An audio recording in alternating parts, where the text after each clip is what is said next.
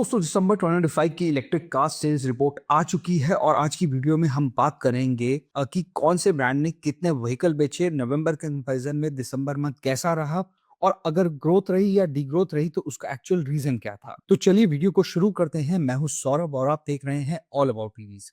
दोस्तों अगर आप 2026 में ईवी लेने का प्लान कर रहे हो तो वीडियो को एंड तक जरूर देखना, क्योंकि इस वीडियो के एंड तक आपको एक क्लैरिटी मिल जाएगी कि कौन सा ब्रांड के कितने नंबर्स हैं और क्या अभी ईवी लेना चाहिए या थोड़ा और डिले करना चाहिए। तो चलिए वीडियो को स्टार्ट करते हैं। सबसे पहले दोस्तों अगर मैं बात करूं दिसंबर 2025 की ओवरऑल ईवी रजिस्ट्रेशन की, तो मंथ ऑन मंथ और ईयर ऑन ईयर जो है वो एक ग्रोथ देखी गई है। लेकिन इलेक्ट्रिक कार्स के केस में दिसंबर मंथ में ये थोड़ा सा डिफरेंट रहा। रीजन ये हो सकता है बिकॉज ईयर एंड डिस्काउंट जो है वो पुल बैक एक रीजन हो सकता है।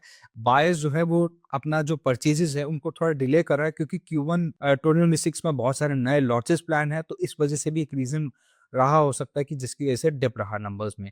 और नवंबर जो है वो एक स्ट्रॉन्ग फेस्टिवल सीजन होता है जहां पे बहुत सारे लोगों ने ईवीज ऑलरेडी परचेज कर ली, तो उस वजह से भी दिसंबर मंथ में इसका इम्पैक्ट देखने को मिला है। अब चलिए दोस्तों रैंक वाइज डिस्कस करते हैं और कि कौन सा ब्रांड किस पोजीशन पर रहा। अगर मैं सबसे 10th पोजीशन की बात करूं, इस पोजीशन पर रहा मर्सिडीज बेंज, जिसने नवंबर में बेची 112 यूनिट्स और अगर दिसंबर की बात करें तो उन्होंने बेचे 68 यूनिट्स। तो कहीं ना कहीं जो इनका मंथ ऑन मंथ है वो डिक्लाइन रहा ग्रोथ, और डिक्लाइन जो था वो नंबर रहा -39.3% का। अब जो डिक्लाइन का जो रीजन है वो ये हो सकता है कि रजिस्ट्रेशन जो लग्जरी ईवी बायर्स होते हैं वो नॉर्मली ये प्रेफर नहीं करते कि मतलब ईयर एंड डिस्काउंट मिल जाए, क्योंकि उनके पास ऑलरेडी इतना पैसा होता है। तो वो प्रेफर करते हैं कि हमें 2026 की नंबर प्लेट मिले, मतलब गाड़ी जो है वो एक साल पुरानी ना होकर एक नई साल में वो लेना प्रेफर ज्यादा करते हैं। दूसरा एक रीजन है कि जो मर्सिडीज के पास जो ईवी का पोर्टफोलियो बहुत कम है और जो टिकट साइज है वो बहुत हाई है, और इस वजह से मुझे ऐसा लगता है कि वो नंबर्स में टिप देखा गया। अब अगर बात करें दोस्तों नंबर 9 पोजीशन की, इस पर बैठा है दोस्तों टेस्ला, जिसने नवंबर में सेल किए 48 यूनिट्स और दिसंबर में सेल हुए 69 units. Month on month growth की बात करी जाए तो 43.8% की ग्रोथ देखी गई। अब इस ग्रोथ का कारण क्या है दोस्तों? पॉसिबल रीजन ये हो सकता है कि ब्रांड क्यूरियोसिटी और अर्ली अडॉप्टर्स, मतलब अभी तक जब टेस्ला आई है और लोगों को जैसे जैसे लोग इसको टेस्ट कर रहे हैं, चलाकर देख रहे हैं, एक्सप्लोर कर रहे हैं, तो कुछ ऐसे फीचर्स हैं जो टेस्ला में ही हैं और बाकी व्हीकल्स में आपको देखने को नहीं मिलते। जैसे इसका ऑटोनोमस ड्राइविंग हो गया और इनबिल्ट इनकी जो फिल्टर्स बहुत स्ट्रांग है, साउंड एकॉस्टिक ग्लासेस का यूज किया गया, बहुत ही बढ़िया बिल्ड क्वालिटी है इसका।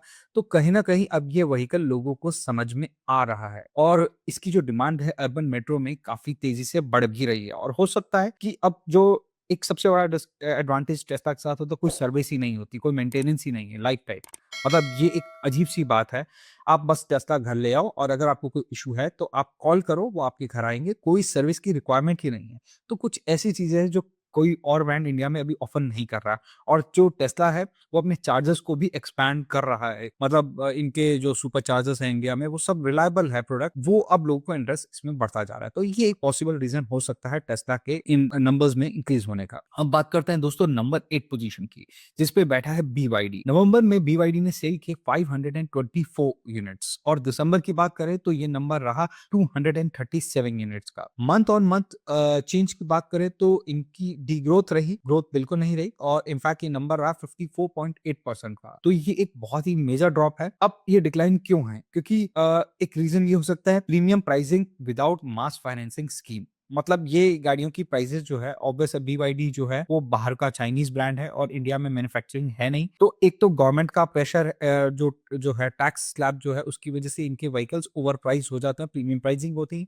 दूसरा ये कोई फाइनेंसिंग स्कीम नहीं है, बायबैक स्कीम नहीं है जो बाकी ब्रांड्स ऑफर कर रहे हैं। जैसे MG आपको दे रहा बायबैक 5 ईयर्स के लिए, 3 ईयर्स के लिए। तो ये सब स्कीम्स यहाँ मुझे लगता है मिसिंग है, उस वजह से इनका नंबर्स अब डिप होता दिख रहा है। और इनका डीलरशिप भी मैं कहूँ तो थोड़ी सी कम है। हालांकि एक चीज बहुत अच्छी है, BYD के प्रोडक्ट्स बहुत स्ट्रांग है, लेकिन इंडियन मास मार्केट की इक्वेशन अभी ये क्रैक नहीं कर पा रहे हैं समहाउ। अब बात करते हैं दोस्तों नंबर 7 पोजीशन की, जिसपे बैठा है Hyundai। नवंबर में इन्होंने सेल किए 447 यूनिट्स और दिसंबर में 262 यूनिट्स। यानी मंथ ऑन मंथ चेंज की बात करें तो जो ग्रोथ थी -41.4% की थी।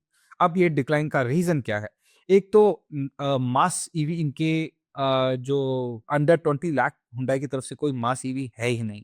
एक Hyundai Creta है, वो भी प्रीमियम में आ जाती है।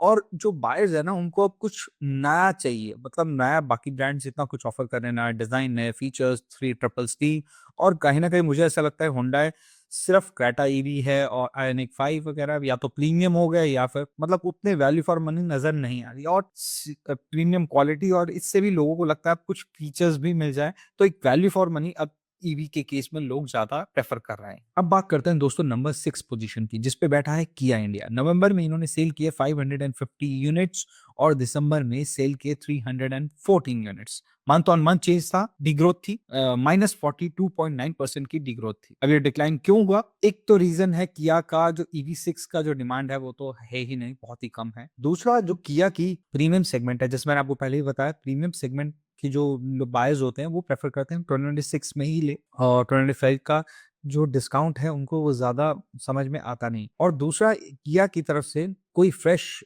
लॉन्च या कुछ ऐसा मोमेंटम नहीं आता दिख रहा, तो ये भी एक पॉसिबल रीजन हो सकता है। ऑब्वियस फेस्टिवल जो मैंने इम्पैक्ट जो बताया नवंबर वाला, वो तो है ही। बात करते हैं दोस्तों नंबर 5 पोजीशन की, जिसपे बैठा है BMW। BMW ने नवंबर में सेल किए 310 यूनिट्स और दिसंबर में सेल किए 343 यूनिट, यानी मंथ ऑन मंथ ग्रोथ दिखाई BMW ने, प्लस 10.6% की ग्रोथ देखी गई।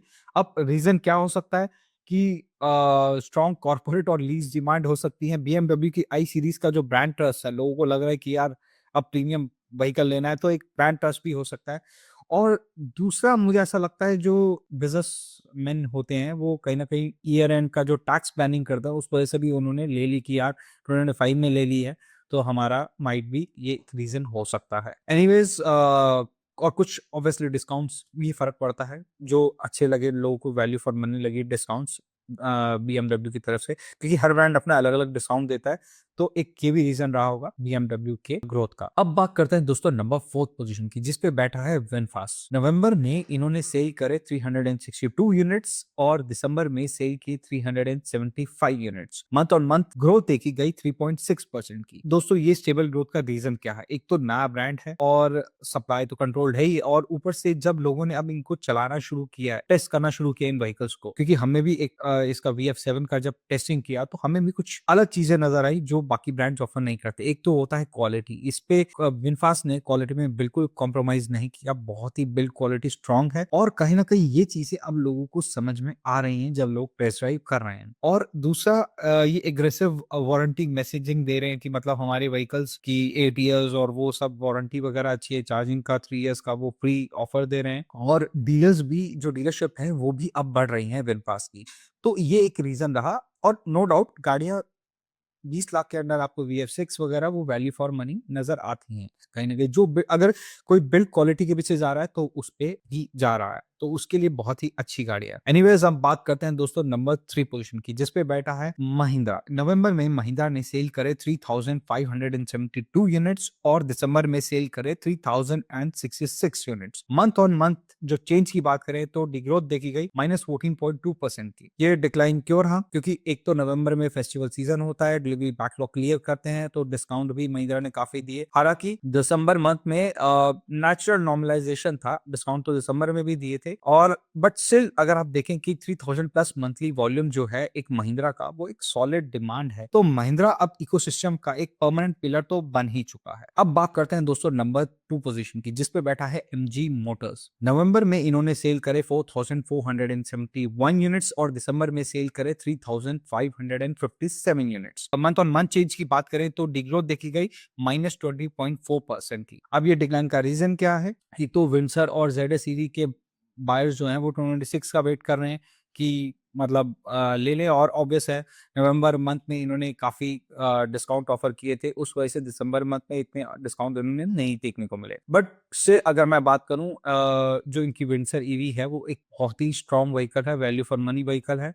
और एक चीज मैं आपको और बता देता हूँ कि अभी MG ने जो बायबैक का प्लान है उसमें भी चेंजेस करे हैं, तो उस वजह से भी आई थिंक अब नंबर्स में थोड़ा सा इनका ग्रोथ देखने को मिल सकता है। एनीवेज, बात करते हैं दोस्तों नंबर 1 पोजीशन की, जिसपे as usual the king of EVs यानी टाटा मोटर्स बैठा हुआ है। और नवंबर में अगर मैं बात करूं इनके नंबर्स की तो 7,315 यूनिट सेल करे, और वहीं दिसंबर में इन्होंने सेल करे 6,453 यूनिट्स। अब मंथ और मंथ चेंज जो रहा, बिग ग्रोथ देखी गई 11.8% की। पर एक बात है, डिक्लाइन के बाद भी ये अभी नंबर 1 पोजीशन पर है। और टाटा ने नवंबर का जो बेस जो है ऑलरेडी बहुत हाई था। मतलब लोगों ने एक शॉकिंग बात ये थी कि लोगों ने टाटा की जो हैरियर ईवी है जो कि प्रीमियम ईवी है, उसका जो 4x4 वाला वेरिएंट है उसके नंबर्स ज्यादा थे as compared to Tata Nexon. मतलब अब लोग जो है वो प्रेफर कर रहे हैं 4x4 व्हीकल और high end premium vehicle as compared to, मतलब लोगों के पास पैसा है, उनको बस ये है कि उनको व्हीकल चाहिए जो कंप्लीट व्हीकल हो। और टाटा के पास ये चीज बहुत अच्छी है, हर सेगमेंट के लिए एक व्हीकल है अपना। नेक्सॉन है और पंच ईवी है, और साथ में थोड़ा बहुत डिक्लाइन इसलिए भी दोस्तों एक हो सकता है क्योंकि अभी पंच का नया फेसलिफ्ट आने वाला है। और भी जैसे आप अगर आप टाटा की बात करें, Harrier EV, Tata Sierra EV जो है वो भी आने वाली, तो एक रीजन ये भी हो सकता है लोग सियारा ईवी की वजह से भी वेट कर रहे होंगे। थोड़ा सा नॉर्मल ही है इतना डिक्लाइन अगर हम टाटा की बात करें। तो अगर हम बात करें दोस्तों बिग टेक अवेज की, अगर मैं बात करूं दिसंबर डिप की, तो मेजर रीजन जो है वो टाइमिंग इशू है, ना कि कोई डिमांड इशू नहीं है। मतलब ईवी की सेल्स तो बढ़ ही रही है, ग्रोथ हो ही रही है, लेकिन जो टाइमिंग है वो कहीं ना कहीं दिसंबर जो दिसंबर था फेस्टिव, तो वो एक रीजन था मेजर डिप का। दूसरा, जो मास ईवीज प्रोवाइड कर रहे हैं ब्रांड्स, वो अभी भी रूल कर रहे हैं ईवी इंडस्ट्री को। प्रीमियम ईवीज स्लोली ग्रोथ दिखा रही हैं, और जैसे मैंने आपको बताया हैरियर ईवी के केस में वो बढ़ रही है, और कहीं ना कहीं प्राइस भी बहुत कॉम्पिटेटिव हो रहा है।